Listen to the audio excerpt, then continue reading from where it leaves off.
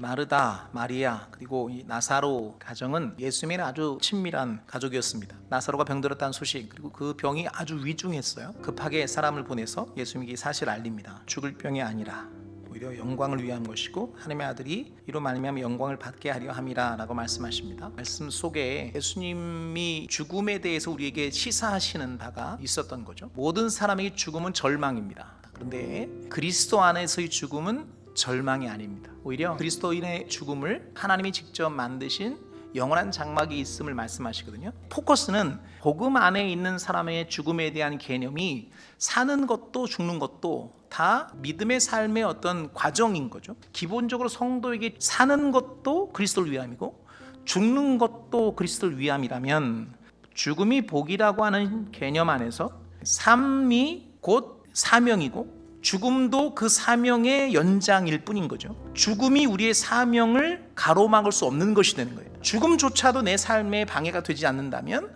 모든 게 내일 죽어도 오늘 살 것을 사는 삶의 내용에 집중하게 되는 거죠. 절망이 아닌 거죠. 그렇게 살다 죽을 이유인 거예요. 내가 아나이다 했던 마르다의 고백이 내가 믿나이다로 바뀝니다. 나는 부활이요 생명이니 살아서 나를 믿는 자는 영원히 죽지 않는다 라고 표현하시거든요. 그럼 도대체 의미가 뭘까? 우리는 죽고 난 다음에 우리가 살게 될 영원한 나라에 대한 개념이 훨씬 크게 다가와요. 그것만 생각하면 오늘을 영생으로 사는 오늘의 삶의 의미가 축소돼요. 소멸을 위해 달려가는 기차가 아니에요. 영생을 실존하고 있는 거죠. 어느 순간 육체의 장막은 벗어날 일이 오겠죠. 그런데 그렇다고 우리의 영생이 끊어지지 않아요. 삶도 죽음도 계속 연장선상에 있는 거예요. 똑같이 사는 것 같은데 삶의 태도와 또 삶을 바라보는 시각과 실제 누림이 달라요.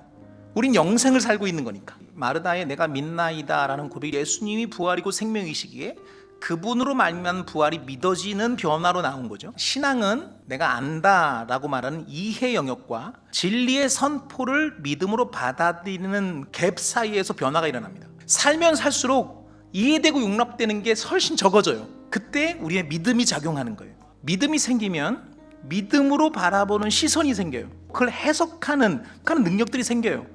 큰 산이 평지가 됨을 바라보는 시선이 생기는 거죠. 하나님의 기대는 우리가 믿는 자가 되길 원하시는 거예요. 믿음이 있음으로 전혀 다른 반응으로 살아내는 삶을 기대하시는 거죠. 하나님이 아들을 보내셨고 그들로 믿게 하려 함이니이다. 죽은 자가 살아났어요. 많은 유대인이 믿었어요. 그런데 놀라운 것은 그 중에 어떤 자는 믿지 않았어요. 믿음은 선물입니다. 그냥 믿어지는 거예요. 우리가 강요할 수 있는 게 아니에요.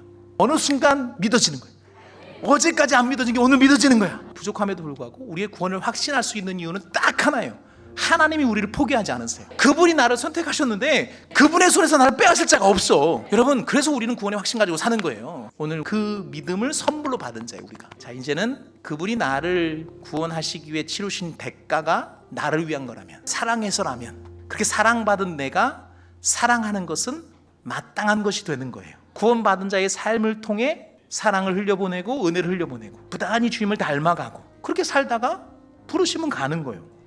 하루하루 내게 주어진 시간 안에서 믿음으로 살아내는 귀한 믿음의 종들 되기를 주님의 이름으로 축복합니다.